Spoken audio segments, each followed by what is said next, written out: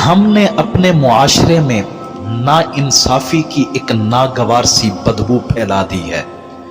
آج انصاف کا متلاشی اپنا سر پٹخ پٹخ کر مر جاتا ہے، اس کی نسلیں مٹ جاتی ہیں، مگر اس کو انصاف نہیں ملتا۔ حالانکہ ہم لوگ مسلمان ہیں، کلمہ پڑھتے ہیں اپنے آقا کا۔ ہم لوگ تو وہ ہیں جو ریاست مدینہ بنانے کی بات کرتے ہیں، اور ہم اور ہمارا معاشرہ ریاست مدینہ کی تکرار کرتے ہوئے نہیں تھکتا۔ یہ تو ہم ہیں، اور دوسری طرف اگر دیکھا جائے، تصویر کا دوسرا رخ اگر ملاحظہ کیا جائے تو ایک یورپ ہے جس میں کفر کا توتی بولتا ہے، مگر اس کے باوجود وہاں کا نظام ایسا ہے کہ ایک کیس کے بارے میں پڑھ کر اور پھر اس کی ویڈیوز دیکھ کر میں حیرت کے سمندر میں ڈوب گیا۔ اور میں وہ جو کیس ہے، وہ جو قصہ ہے، وہ آپ احباب کے سامنے بھی پیش کرنا چاہتا ہوں۔ وہ ایک لڑکی تھی، اس کا نام تھا کارلافے ٹکر،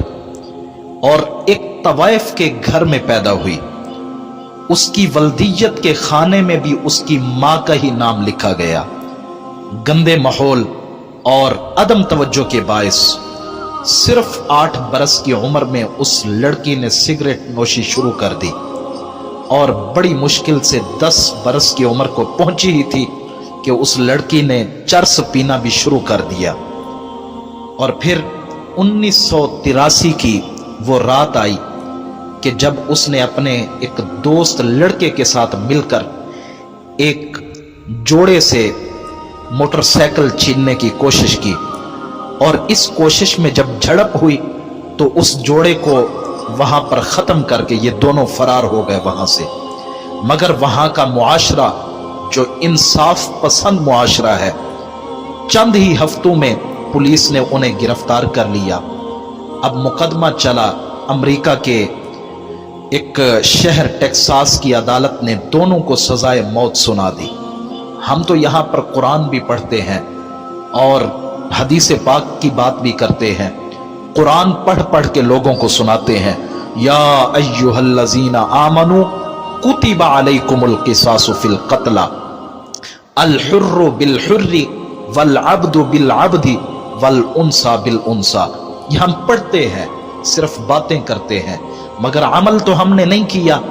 اگر عمل کی حقیقی تفسیر دیکھنی ہے، حقیقی صورت دیکھنی ہے، تو پھر یورپ کے معاشرے کو دیکھ لیں۔ ہمارے لیے ان کا مزاج جیسا بھی ہو، ہم مسلمانوں کے لیے ان کا مزاج جس قدر ظالمانہ ہو، مگر اپنے معاشرے کو بہتر بنانے کے لیے انہوں نے کس انداز سے اپنے وطن کو سنبھالا ہوا ہے، اپنے ملک میں کس انداز سے وہ انصاف کا نظام قائم رکھتے ہیں کہ انہوں نے اس جوڑے کو قتل کرنے کے جرم میں ان دونوں کو، کارلافے ٹکر کو اور اس کے دوست لڑکے کو بھی سزائے موت سنا دی۔ اس کے بعد ان کے وکیل کھڑے ہوئے، اپیلوں کا ایک طویل ترین سلسلہ شروع ہو گیا، مگر فیصلہ جو تھا، کیونکہ وہ انصاف پسند لوگ ہیں اپنے معاشرے کے لیے، اگرچہ کشمیر میں جو کچھ کرتے رہیں، برما میں جو کچھ کرواتے رہیں، اگرچہ فلسطین کے اندر جو کچھ کرواتے رہیں، افغانستان میں جو نظام کرتے رہیں، مگر اپنے معاشرے کے لیے اس قدر انصاف پسند کہ جتنی اپیلیں ہوئیں، جتنے وکیل پیش ہوئے، مگر فیصلہ اپنی جگہ پر جوں کا توں برقرار رہا۔ اور اسی دوران اس لڑکی کارلافے ٹکر کا جو بوائے فرینڈ تھا، جو دوست تھا، وہ بیمار ہو کر جیل میں ہی ختم ہو گیا۔ اب دوست کے انتقال کے بعد وہ لڑکی تنہا رہ گئی۔ جیل حکام کو تو اس حادثے کا کوئی علم نہیں تھا، مگر اس حادثے نے اور تنہائی نے اس لڑکی کی زندگی کے رخ کو ایسا بدلا کہ وہی لڑکی جو بدتمیز، بدشعور تھی، وہی لڑکی جو بات بات پر جیل انتظامیہ کو ننگی ننگی گالیاں دیا کرتی تھی، وہ اچانک ایسی بدلی، ایسا رخ بدلا اس کی زندگی نے کہ اپنا زیادہ تر وقت وہ بائبل کے مطالعے میں گزارنے لگی۔ وہی نشئی عورت جو ہر وقت سگریٹ اور شراب کا مطالبہ کرتی رہتی تھی، اب زیادہ تر روزے سے رہنے لگی، اور اب خدا اور مسیح کے سوا کسی چیز کا نام نہیں لیتی تھی۔ وہ تھی تو ایک طوائف زادی اور قاتلہ تھی،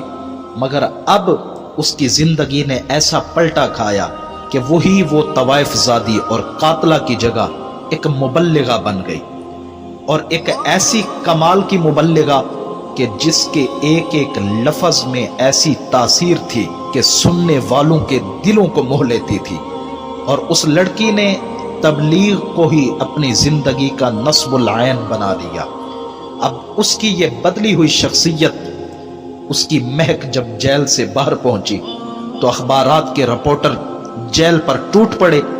اور امریکہ کی معاشرتی زندگی میں ایک دفعہ بھونچال سا آ گیا، یہاں تک کہ وہ جو پوپ جان پال، جو امریکہ کا اس وقت کا سب سے بڑا مذہبی پیشوا تھا، اس نے بھی زندگی میں پہلی بار عدالت میں قدم رکھا اور کسی قاتلہ کی سزا کو معاف کرنے کی درخواست پیش کی۔ مگر سزائے موت سے 15 روز قبل جب وہ نامور صحافی تھا، ایک دانشور تھا، وہ جیل میں ٹکر کا انٹرویو کرنے گیا تو دنیا نے ٹی وی پر ایک مطمئن اور مسرور چہرہ دیکھا جو پورے اطمینان سے ہر سوال کا جواب دے رہا تھا۔ اب اس نامور صحافی نے، دانشور نے اس سے پوچھا، تمہیں موت کا خوف محسوس نہیں ہوتا؟ کارل ٹکر نے بڑے کمال انداز میں مسکراتے ہوئے جواب دیا، کہتی ہے نہیں، اب مجھے صرف اور صرف موت کا انتظار ہے۔ میں جلد از جلد اپنے رب سے ملنا چاہتی ہوں اور اپنی کھلی آنکھوں سے اس ہستی، اس ذات کا دیدار کرنا چاہتی ہوں جس نے میری ساری شخصیت کو ہی بدل کے رکھ دیا۔ یہ انٹرویو نشر ہونے کے دوسرے روز پورے امریکہ میں ایک بھونچال آیا۔ پورے امریکہ کے ایک فرد نے کہا، نہیں نہیں، یہ وہ کارل ٹکر نہیں ہے جس نے 2 معصوم شہریوں کو قتل کیا تھا۔ ارے دیکھو، یہ تو ایک فرشتہ ہے جو صدیوں بعد پیدا ہوتا ہے، اور فرشتوں کو سزائے موت دینا یہ کہاں کا انصاف ہے؟ یہ انصاف نہیں، یہ تو سراسر ظلم ہے۔ اب رحم کی اپیل جو ہے وہ Texas board of pardon and payroll کے سامنے پیش ہوئی۔ 18 رکنی بورڈ نے غالباً کیس سننے کی تاریخ دی تو 2 ممبر جو تھے ان میں سے 18 ارکان میں سے انہوں نے چھٹی کی درخواست دے دی۔ باقی جو 16 ممبران تھے انہوں نے اس کی سزا کو معاف کرنے سے قطعاً انکار کر دیا۔ اب بورڈ کا فیصلہ سن کر وہ جو ٹیکساس کی عوام تھی، امریکہ کی عوام تھی، وہ سڑکوں پر آ گئی اور کارل ٹکر کی درخواست لے کر ٹیکساس کے اس وقت کا جو گورنر تھا، جارج بش، جو بعد میں امریکہ کا صدر بھی منتخب ہوا، اس کے سامنے انہوں نے وہ درخواست پیش کی، اور امریکہ کے معزز ترین پادری، وہ غالباً نام تھا جیسی جیکسن،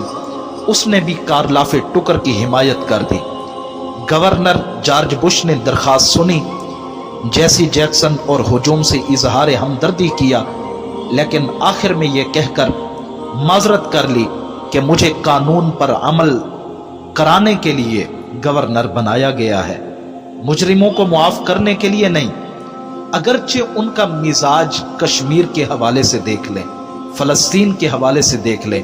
یا دیگر اسلامی دنیا کے حوالے سے دیکھ لیں، جیسا ظالمانہ ہے، مگر میں بار بار ایک لفظ پر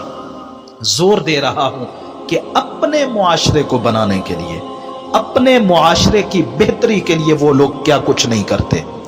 کہ اس نے کہا کہ مجھے قانون پر عمل کرنے کے لیے اور عمل کرانے کے لیے گورنر بنایا گیا ہے، مجرموں کو معاف کرنے کے لیے نہیں۔ اور پھر اس نے بڑا تاریخ ساز جملہ بولا، اس نے کہا اگر یہ جرم فرشتے سے بھی سرزد ہوتا تو میں اسے بھی کبھی معاف نہ کرتا۔ اب موت میں صرف 2 دن رہ گئے سزائے موت سے 2 روز قبل کارل ٹکر کی رحم کی اپیل جو ہے وہ سپریم کورٹ جا پہنچی، جو وہاں کی سب سے بڑی عدالت تھی۔ تو چیف جسٹس نے یہ فقرے لکھ کر، یہ الفاظ لکھ کر وہ درخواست واپس کر دی۔ اس نے کہا اگر آج پوری دنیا کا ایک ایک فرد ایک ایک بچہ، ایک ایک بوڑھا، ایک ایک عورت بھی کہے کہ یہ کار لافے ٹکر نہیں بلکہ ایک مقدس ہستی ہے، تو بھی امریکن قانون جو ہے اس قانون کے اندر اس لڑکی کے لیے کوئی ریلیف موجود نہیں ہے، کیونکہ جس عورت نے قتل کرتے ہوئے 2 بے گناہ شہریوں کو کوئی رعایت نہیں دی، اسے دنیا کا کوئی منصف رعایت دے ہی نہیں سکتا۔ پھر اس نے کہا کہ ہم خدا کو جواب دینے سے پہلے ان 2 لاشوں کے سامنے جواب دہ ہیں کہ جنہیں اس عورت نے ناحق مار دیا تھا۔ اب غالباً تاریخ میرے ذہن میں آ رہی ہے کہ 3 فروری 1998 کی صبح 5:45 بجے ٹیکساس کی جیل میں اس 38 سالہ لڑکی کارلافے ٹکر کو زہریلا لگا کر سزائے موت دے دی گئی، اور پھر وہ خبر نشر ہوئی، پوری دنیا نے سنا اس خبر کو، اور پھر اب کچھ عرصہ قبل جا کے وہی سٹوری میرے سامنے پہلے تو پڑھنے میں آئی، اور پھر میں نے اس پر سرچ کیا تو میرے سامنے اس کی ویڈیوز بھی آئیں، تو میں نے جب وہ دیکھا اور پڑھا تو میں تو ایک دفعہ حیرت کے سمندر میں ڈوب گیا اور سوچنے لگا کہ یار یہ تو وہ ہے جو اپنے آپ کو خود ہی غیر مسلم کہتے ہیں، جنہوں نے کبھی بھی ریاست مدینہ بنانے کا دعویٰ نہیں کیا، مگر اس کے باوجود اس قدر انصاف کہ جس نے ایک مجھ جیسے، اگرچہ ناکارہ بندہ ہوں مگر ہوں تو کلمہ گو نا، جس نے ایک مجھ جیسے کلمہ گو مسلم کو سوچنے پر مجبور کر دیا، تب میں نے اپنے ضمیر سے پوچھا آخر وہ کیا چیز ہے جو امریکہ جیسے سڑے ہوئے بیمار معاشرے کو بھی زندہ رکھے ہوئے ہے؟ تو حافظے میں شہنشاہ عرب و عجم، محبوب خدا، حضور سرور کونین، صاحب لولاق صلی اللہ تعالی علیہ وسلم کا وہ قول اور وہ فرمان عالی شان گونج اٹھا کہ میرے آقا نے ایک موقع پر فرمایا تھا، اور میرے سامنے کسی کی سفارش کرنے والوں، اگر آج میری بیٹی فاطمہ نے بھی چوری کی ہوتی تو میں محمد مصطفیٰ احمد مجتبیٰ صلی اللہ علیہ وسلم اس کے بھی ہاتھ کاٹ دیتا۔ تو یہ تھا انصاف، یہ تھی انصاف کی روایت، اور یہ تھی اصل میں اسلام کی حقیقت۔ اور پھر حضرت علی المرتضیٰ شیر خدا کا قول مبارکہ بھی میرے ذہن میں چمکنے لگا کہ آپ نے فرمایا تھا معاشرے کفر کے ساتھ تو زندہ رہ سکتے ہیں مگر نا انصافی کے ساتھ نہیں۔ ہمیں سوچنا ہوگا اور اپنے انداز زندگی کو بدل کر کھوکھلے نعروں سے ہٹ کر سوچنا ہوگا کہ جو عدالتیں عوامی احتجاج یا حکمرانوں سے متاثر ہو کر اپنے فیصلے بدل دیں تو وہ عدالتیں نہیں بلکہ بادبانی کشتیاں ہوتی ہیں کہ جن کی منزلوں کا تعین اللہ نہیں کرتے بلکہ چلنے والی ہوائیں کیا کرتی ہیں۔ آج میرے ملک کا امن و امان تباہ کیوں ہو رہا ہے؟ آج میرے ملک کے اندر یہ ظلم و ستم کی آب و ہوا کیوں چلی ہوئی ہے؟ وجہ یہ ہے کہ ہم نے معاشرے کو خود ہی نا انصافی کی وجہ سے بدبودار بنا دیا ہے۔ کبھی ہمارے حکمران کا قافلہ چلتا ہے، اس کے ساتھ ایمبولینس بھی ہوتی ہے، مگر وہ حکمران کا قافلہ جو ٹھہرا ایک معصوم بچے کو روند کے چلے جاتے ہیں، مگر وہ ایمبولینس بھی وہ پراڈو کے اندر، لینڈ کروزر کے اندر بیٹھے ہوئے وہ اس حکمران کے لیے ہے، جو ڈاکٹروں کی ٹیم ہے وہ بھی اس کے اندر بیٹھے ہوئے، مگر ان کی وہ تمام تر جتنے بھی ان کی کاوشیں ہیں وہ بھی ان وقت کے حکمرانوں کے لیے ہیں، لیکن نہیں ہے تو اس غریب معاشرے کے لیے نہیں ہے۔ کبھی کہیں پر معصوم بچوں پر ظلم کیا جاتا ہے، کبھی کہیں پر، کبھی اپنی عوام پر صرف ناموس رسالت کا علم بلند کرنے کی وجہ سے کبھی ان پر گولیوں کی بوچھاڑ ہیلی کاپٹر کے ذریعے کی جاتی ہے، کبھی ان پر تیزاب پھینکے جاتے ہیں اور کبھی ان پر شل برسائے جاتے ہیں۔ جرم کیا ہوتا ہے؟ ناموس رسالت کے لیے نکلنا۔ جرم کیا ہوتا ہے؟ اپنا حق منوانے کے لیے نکلنا۔ مگر ہمارے حکمران خود بھی مزے کریں، ہمارے حکمرانوں کے کتے بھی عیاشیاں کریں، مگر اس ملک کے اندر اگر تکلیف میں ہے اور پریشانی میں مبتلا ہے تو میرے وطن کا وہ غریب بندہ جو سارا دن مزدوری کرتا ہے، سارا دن محنت کرتا ہے، مگر زندگی میں اس کے جیسا پریشان حال بھی کوئی نہیں